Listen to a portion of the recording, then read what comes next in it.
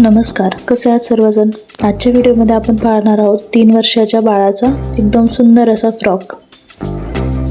त्याची first image मी तुमच्या समोर शेअर केलेली आहे। पाहू शकता अशा पद्धतीने आपल्याला हा फ्रॉक शिवायचा आहे। त्याची कटिंग मी रेडी केलेली आहे। जर कटिंगचं मेजरमेंट कोणाला हवं असेल तर कमेंट करा, पुढच्या व्हिडिओमध्ये नक्कीच अपलोड करेल। एकदम छान अशा पद्धतीचा आपला फ्रॉक या ठिकाणी आहे। सेम असाच फ्रॉक आपल्याला तयार करायचा आहे। त्यासाठी घेतलेला आहे नॉडची फुलं।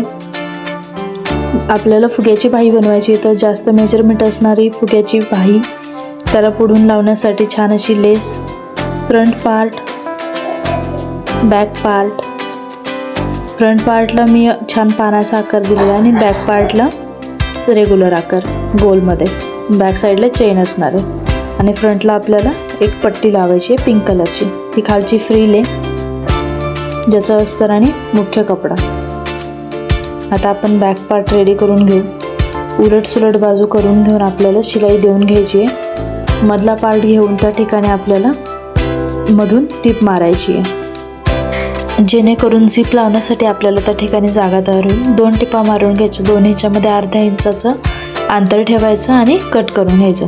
छोटे छोटे कट देऊन त्याला उलट साईडला फोल्ड करायचं आणि जी ओपन बाजू राहील ती पण बंद करून घ्यायची शिलाई देऊन।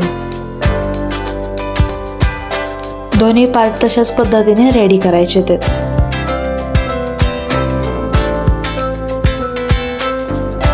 आपण फॅब्रिक कसं घेतो त्यावरही शिलाई डिपेंड राहते। कधी कधी खूप सुळसुळीत कपडा असतो, कधी जरा कडक असतो कॉटन सारखा कपडा। तर शिलाई करताना ह्या गोष्टींची काळजी घ्या की शिलाई एकसारखी येईल आणि कपडा स्थिर राहील। जर तिथेही प्रॉब्लेम येत असेल तर प्रेस करून मग शिलाई करू शकता। आता या ठिकाणी झिप लावायची, तर झिप लावायची सगळ्यात सोपी पद्धत मी तुम्हाला सांगते। एका बाजूने झिपचा अर्धा पोर्शन झाकला जाईल अशा पद्धतीने शिलाई देऊन घ्यायची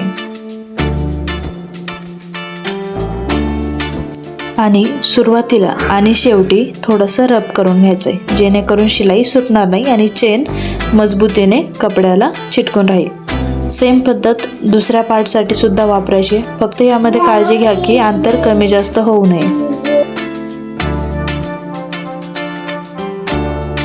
एकदा पुन्हा चेन व्यवस्थित लागते की नाही लागत हे एकदा क्रॉस चेक करून घ्यायचं आहे आणि आपल्याला त्याच्यावरती हुक लावायचं आहे। आता आपण फ्रंट पार्ट रेडी करून घेऊयात। मला त्याला थोडीशी डिझाईन रेडी करायची, त्यासाठी मी डिफरंट कलरची त्या ठिकाणी पट्टी घेतली आहे, सेंटर पॉईंट काढला आणि त्याच्या दोन्ही बाजूने ती पट्टी फोल्ड करून स्टिच करून घेतलेली आहे। तुम्ही व्हिडिओमध्ये पाहू शकता पूर्ण प्रोसेस प्रॉपरली दाखवलेली आहे आणि सांगितलीही जात आहे। व्यवस्थित पद्धतीने दोन्ही बाजूने फोल्ड करून स्टिच करायची आणि लक्षात ठेवायचं की मेजरमेंट हे कमी जास्त होऊ द्यायचं नाही आहे, त्याने फिनिशिंगही छान येते। आता यानंतर आपण अस्तर जे आहे ते उलट सुलट बाजू अशा पद्धतीने करून त्याच्यावरती स्टिच करून घेणार आहोत आणि शेप व्यवस्थित घ्यायचा आहे। जर शेप कमी जास्त झाला तर फिनिशिंगला प्रॉब्लेम येऊ शकतो, तर तिथे थोडीशी काळजी घ्यायची आहे। एक्स्ट्रा फॅब्रिक कट करून टाकायचं आणि छोटे छोटे कट द्यायचे। या ठिकाणी बाही ही फुग्याची बाही आहे, त्यामुळे जो मुंडा आहे त्या ठिकाणी आपण कसल्याही प्रकारे स्टिच करून घेणार नाही आहोत। आता जी ओपन साईड आहे ती पूर्ण क्लोज करून घ्यायची आहे।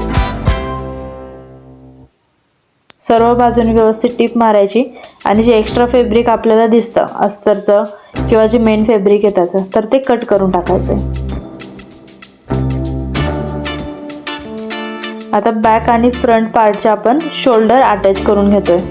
तर या ठिकाणी मी आतल्या बाजूने जे फॅब्रिक आहे ते ओपन राहू नये म्हणून अगोदर सुईच्या बाजूने टिप मारून घेतली, एकदम टच टू टच। त्यानंतर उलट बाजू करून त्या ठिकाणी रब टिप आणि डबल टिप दोन्ही करून घेतलेले आहेत।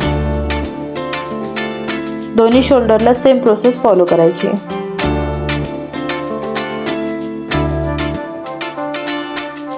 पूर्ण डिटेलमध्ये आणि प्रॉपर जशास तसा व्हिडिओ सर्वांसोबत शेअर केला जातोय, त्यामुळे यामध्ये काही वेगळं आहे असं नाही आहे। ज्या पद्धतीने मी शिवते सेम तीच पद्धत मी तुम्हा सर्वांसोबत शेअर करते। आता आपल्याला बाही लावायची आहे, त्याचं सेंटर पॉईंट पकडून थोडासा कट द्यायचा आणि आपल्याला स्टिच करायला सुरुवात करायचं आहे। एक हाफ पोर्शन स्टिच केल्यानंतर छोट्या छोट्या प्लेट्स घ्यायच्यात आपल्याला आणि त्याही स्टिच करून घ्यायचं। सेम प्रोसेस दुसऱ्या शोल्डरसाठी देखील करायची आहे।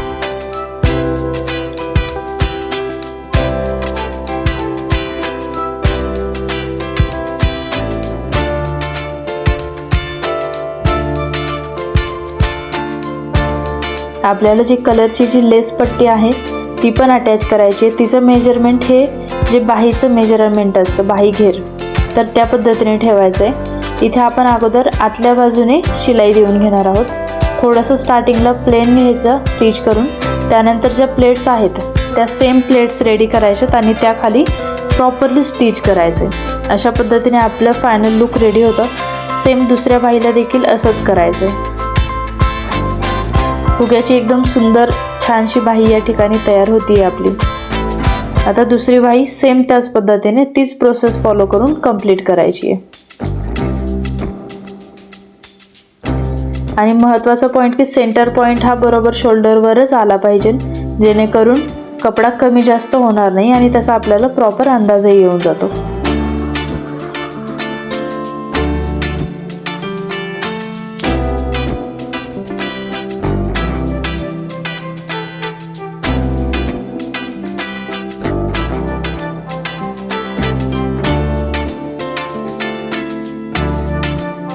या ठिकाणी आपली दुसरी बाही ती देखील कंप्लीट झालेली आहे। फायनल लुक तुम्ही पाहू शकता। एकदम छान पद्धतीने टॉपची बाही या ठिकाणी तयार होते। जर साईज मोठी असेल तर लेंथ जास्त ठेवायची। आता आपण नॉट तयार करून घेतो। नॉट तयार करण्याची सिंपल पद्धत की 1 इंचाची पट्टी घ्यायची, ती फोल्ड करायची आणि आपल्याला किती जाड किंवा पातळ हवी आहे त्यानुसार स्टिच करून घ्यायचं। या ठिकाणी माझ्याकडे नॉड करण्यासाठीची जी सेपरेट स्टिक असते ती आहे, तर मी त्याद्वारे करणार आहे। जर कोणाकडे नसेल तर सुई धाग्याचा वापर करून नॉड रेडी करायची आहे। यामध्ये सुद्धा खूप छान आणि फास्टमध्ये नॉड रेडी होते। खूप छान फिनिशिंगही येते। तुम्ही पाहू शकता की नॉड कशा पद्धतीने तयार झालेला आहे नॉड स्टिकने।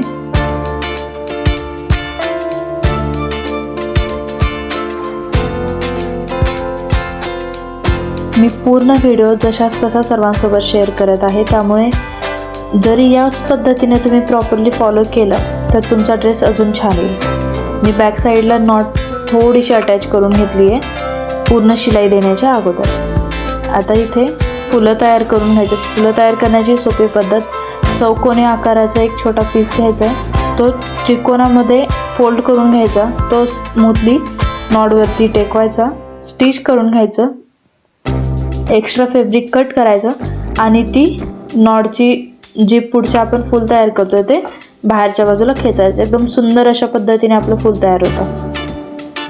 आता आपण फ्रंट पार्टला पूर्ण लॉक करतोय, म्हणजे साईड स्टिच करतोय, तर त्यासाठी टच टू टच जे बाहेरची बाजू असते त्याच ठिकाणी स्टिच करायचं आहे। मग उलट बाजूने आपल्याला आतमध्ये अर्ध्या इंचावरती शिलाई द्यायची आहे। एकदम परफेक्ट मेजरमेंट आहे 3 वर्षाच्या मुलीचं हे। याच पद्धतीने जरी फॉलो करून तुम्ही फ्रॉक शिवली तरी पण खूप सुंदर फ्रॉक रेडी होऊ शकते। तुम्हाला जर व्हिडिओ आवडत असतील तर चॅनलला लाईक करा, मोस्टली शेअर करा, सबस्क्राईब करा आणि सर्वात महत्त्वाचं बेल आयकॉन प्रेस करा, जेणेकरून पुढचे येणारे सर्व व्हिडिओ सर्वात अगोदर तुमच्यापर्यंत पोहोचतील। दोन्ही बाजूने आपल्याला सेम प्रोसेस फॉलो करायची आहे। अर्ध्या इंचावरती स्टिच करून घ्यायचं आहे। जर तुम्हाला वाटत असेल की शिलाई सुटेल तर डबल स्टिच करायचं आहे। खालच्या बाजूने जे एक्स्ट्रा फॅब्रिक आहे ते आपल्याला कट करून घ्यायचं या ठिकाणी। असा फ्रंट पार्ट आपला छान असा रेडी झालेला आहे। आता त्याला फ्रिल द्यायचे, तर मी या ठिकाणी जे छातीचं जे मेजरमेंट असतं त्याच्या दुप्पट असं फ्रंट साईडला आणि त्याच्या सेम दुप्पट बॅक साईडला अशा पद्धतीने कटिंग करून घेतलेली आहे फ्रिलची। आता आपण ती फ्रिल अटॅच करूयात। तर ज्या ठिकाणी शिलाई येते तर ते पॉईंट एकमेकांना जोडून घ्यायचे, ते मागे पुढे नाही करायचे आहेत, जेणेकरून आपल्याला ती फ्रॉक पाहताना सुद्धा खूप छान वाटेल। आणि सेम इंचावरती फ्रिल देऊन त्यावर स्टिच करायचं आहे आणि त्यानंतर त्यावरती अस्तर अटॅच करायचं आहे। व्हिडिओमध्ये पाहिल्याप्रमाणे प्रोसेस फॉलो जरी केली तरी तुमची फ्रॉक खूप सुंदर पद्धतीने रेडी होईल। फायनल लुक तुम्ही पाहू शकता की खूप सुंदर पद्धतीने आपली फ्रॉक रेडी आहे।